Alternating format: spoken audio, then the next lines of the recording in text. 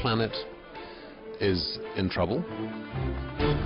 We are so close to the red line that perhaps we may wake up tomorrow and find that there's nothing to save after all. The issue of livestock and meat is not only a diet issue, it is an environmental issue. The destruction of the environment by using large areas of land to feed cattle or pigs is actually taking up an awful lot of land that could be used to produce far more protein if it was vegetable protein. Making animal protein is wasteful. It is creating a lot of greenhouse gas emissions. 50% of our national greenhouse gas emissions come from the agricultural sector, primarily in the form of methane.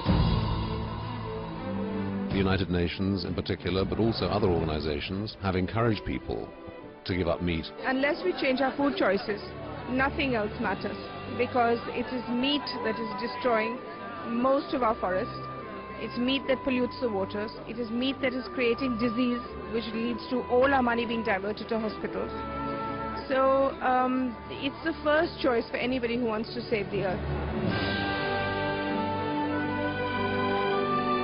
It will, of course, mean new kinds of consumer behavior and lifestyles.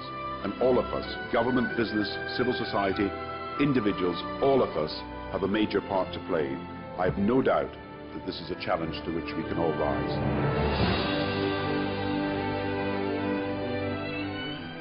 The earth we leave for our children must be safeguarded. Let us choose hope, founded on humanitarian values. Let us be determined to place mankind at the heart of our priorities. Be veg, go green, save the planet.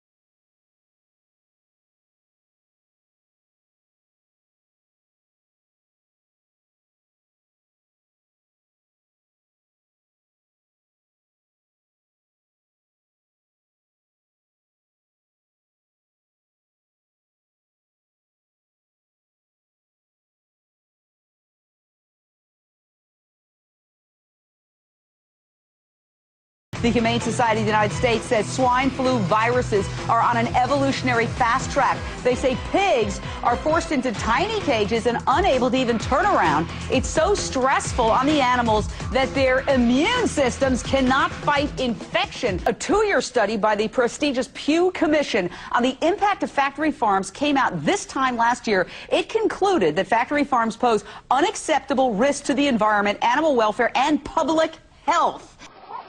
Bird flu experts say this breeding ground for disease, known as the factory farm, may provide the perfect environment for a harmless virus to mutate into a deadly virus.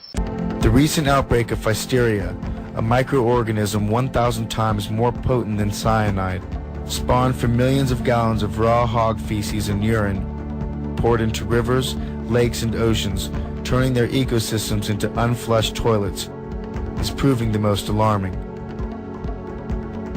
Threatening sea life and humans alike, Pfiesteria has killed over 1 billion fish, the Southeast's largest fish kill on record, and it's spreading. This water-based Pfiesteria invasion stands as one of the worst outbreaks of a virulent microorganism in U.S. history. It is a level 3 biohazard. Ebola is a 4. AIDS is a 2. And this bug mutated as a direct result of our mass consumption of animals. Grain goes in and waste comes out. This waste finds its way into our oceans and water supply systems, contaminating the animals that live in it, as well as those who eat from it. And some of the larger meat processors and grinders in this country are unconscionable and border on the criminal. The thing that's really important that Anthony said is that there's a certain kind of meat, which is produced on factory farms, that is in every single way unconscionable. It's unconscionable to feed to our children because of the health. It's unconscionable because it's the single worst thing we can do to the environment by a long shot. And it's unconscionable because of what we're doing to animals who are raised on factory farms. What Anthony didn't say, and I wish he had, is that 99%, upwards of 99%, of the animals that are raised for meat in this country come from factory farms. So when we're talking about meat, when we're talking about the meat that they sell in grocery stores, when we're talking about the meat that we order in restaurants, we are effectively talking about factory farms.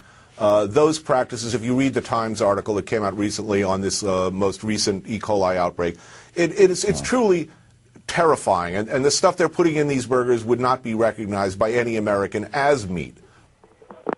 Yes, hello, Larry. Go ahead. How are you? What's the question? Question is, isn't the leading source of E. coli over the last 5 years been through agriculture, leafy vegetables, red peppers, and even peanut butter? Is that true, Nancy? There have been some studies that have reported outbreaks, and there have been some recalls with regards to E. coli contamination of lettuce and vegetables, and yes, even peanut butter. Well, Nancy, though, surely you know that the CDC has said all of those, the primary source was animal agriculture. It may be true that the vehicle was spinach, but if we're wondering where E. coli, and we know where E. coli comes from, right? It comes from poop. It's not coming from the spinach. It's all coming from runoff from factory farms. I wouldn't argue with that. I would say that, again, that's pretty much outside of the realm of my expertise. Because one of the things that a plant-based diet does that's not generally known, we can cure heart disease now. Well, Paul, very simply, the message is that we are learning more and more about how diet influences the risk of cancer.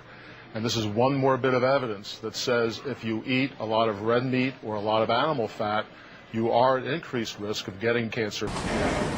On the bones of nervous cattle, many of them drenched in their own urine and feces. It's an image workers here did not want us to record. We can't have everybody filming at all. American beef producers are nervous themselves these days. Grisly images of sick cows being abused and dragged through their own manure forced this plant to shut down in February and recall 65 million kilograms of meat, the largest beef recall in U.S. history. They're walking around in manure. U.S. Government Beef Inspector Trent Burhow says the lack of safety and health standards in slaughterhouses would shock consumers. None of us really know how safe the meat supply is.